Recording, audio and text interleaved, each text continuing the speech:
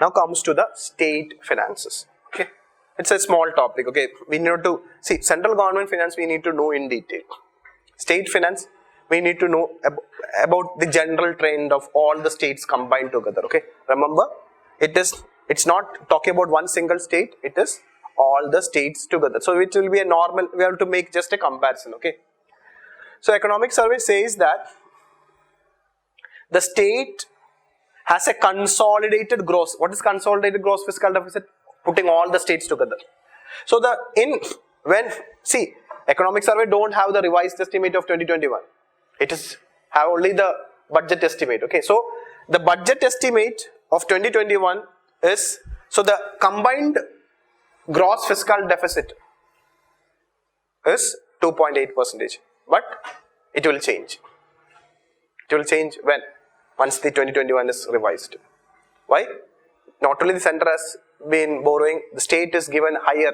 It can go borrow up to 5%. So you can understand where it will go. It can go. It will be between 3 to 5%. So at least 4% it will touch. Why? Because remember, see, FRBM given them 3% to borrow, but now 2021 they can, without any condition, they can borrow 1%. 1% with conditions. So some states will be having, they will borrow up to 4%. Then other states will borrow beyond that. So naturally this fiscal deficit will increase. Okay. Now what we'll see that what the economic survey says that. Okay. Now look into these figures. Okay. From it is showing the year 2012-13, 13-14 to 19-20 or 2021 budget estimate. You can see that the gross fiscal deficit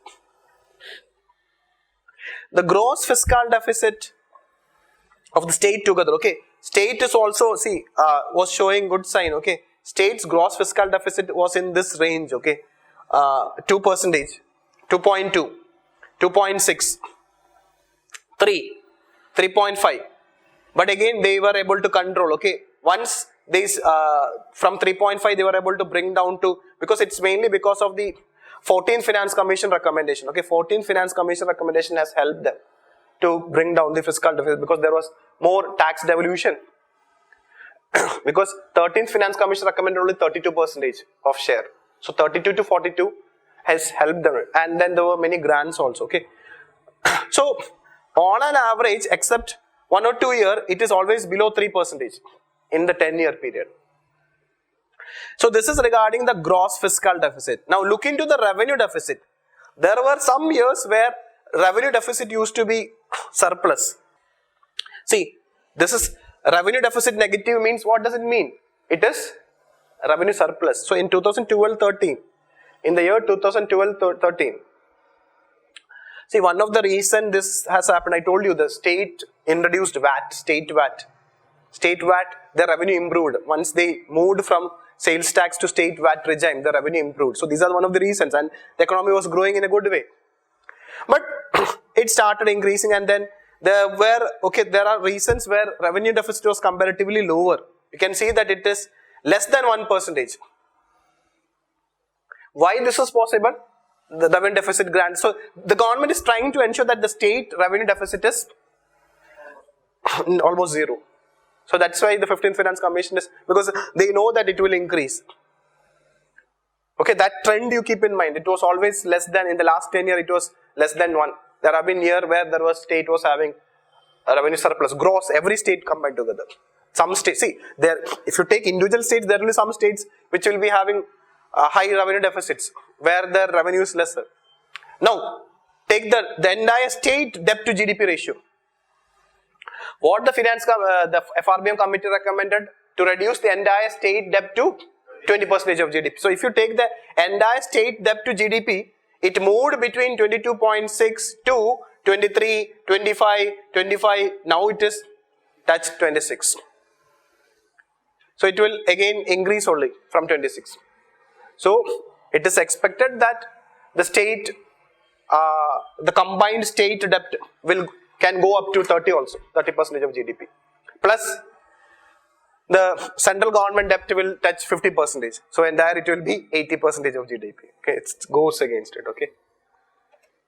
Now, just for your, see, This is the fiscal indicators of state. The fiscal indicators of state. It is not, they are not going deep into like central government finances. They are saying their tax revenue, their non-tax revenue, they are in lakh crore. Okay, their state government tax revenue, state government non-tax revenue, their revenue expenditure, their capital expenditure in terms of lakh crore. So if you see all the state combined together, see the tax revenue, it is comparatively very less.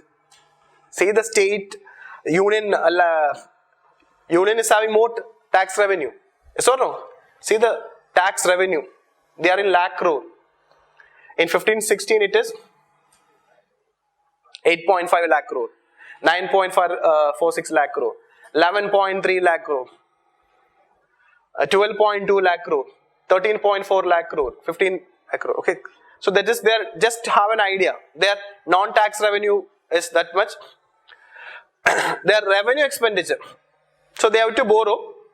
So the revenue expenditure is coming around 33.3 lakh crore. So how they are, see the very interesting part. Okay, so the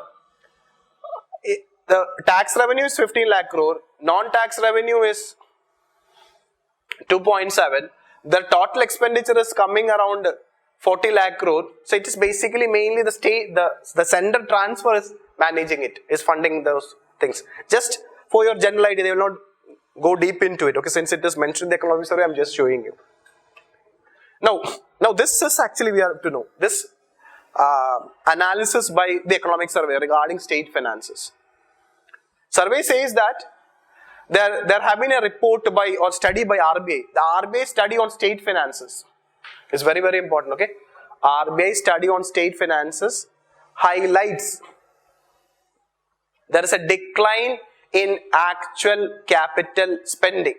This point we have to go back. Okay, so RBI study on state finances says that there is a decline in the capital spending of the states from the last 3 years, starting 2017-18. See the 2017-18. Okay, so see the capital expenditure.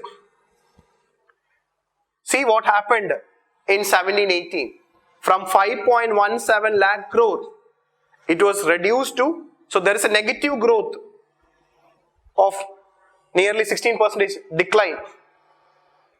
So from 17-18 onwards, there is a, compared to this year, see the 17-18 and 18-19 is lower than the 16-17 year. It was further improved to 19-20, but it's not that much. Okay, so this point you note down. This is a very important point, that from the year 17-18 onwards, in the last 3 years, there is a decline in the actual capital spending. But in 2021 it changed because of the many initiatives. There is a special scheme now for improving the state capital expenditure. We discussed it.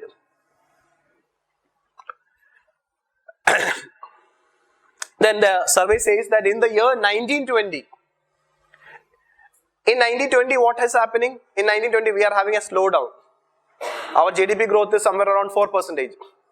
So in view of the prevalent macroeconomic scenario, means already there is a slowdown, as well as there is a lower tax collection. In previous year there is a lower tax collection.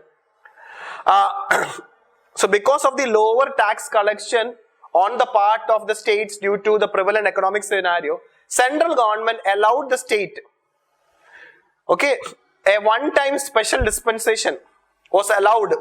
Means so for the year 1920, central government allowed the states to borrow additionally. They were allowed an additional borrowing near to a range of 0.59 lakh crore in the year 1920, beyond the state's eligibility. What is the state eligibility? 3% of state GDP. Beyond that, they were allowed, center allowed the state. So that's the reason why you can see that in 1920 capital expenditure a bit improved. See in 16, just go back. 16-17, capital expenditure was 4.3. lakh crore from 5.17 lakh crore. It was improved, but it's still lower than the earlier one. But in 1920 it was improved to 5.8 lakh crore. Why? How it happened? Because the central government given the state the flexibility to borrow more. So that additional borrowing helped them to spend more in capital expenditure. Then the net borrowing ceilings of the 28 states. 28 states means now Jammu and Kashmir is not there. Okay. So the net borrowing ceiling of the 28 states for the year 2021 has been fixed at, so the 28 states together can borrow up till how much? 6.1 lakh crore, which is considered as the 3% of GDP. FRBM restriction.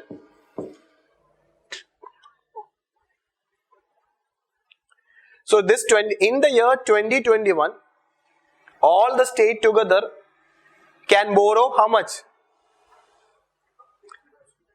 6.41 lakh crore, in line with the fiscal deficit target of 3% of their respective state domestic product, as recommended by it also recommended by 15th Finance Commission for the financial year. So this was the amount initially set, but after the lockdown, we liberalized it. Other than the 3% of the state GDP borrowing, 2% additional. We discussed this regarding this 2% additional. That's why I told you that which we discussed in the earlier class regarding the additional borrowing, and its conditional as well as unconditional borrowing is very, very, very important for you, because many places it is repeating again and again and again. For the 4 years, so along with the 3% of their state GDP borrowing, they were allowed additional 2%. Out of this additional 2%, 1% is it without any conditions.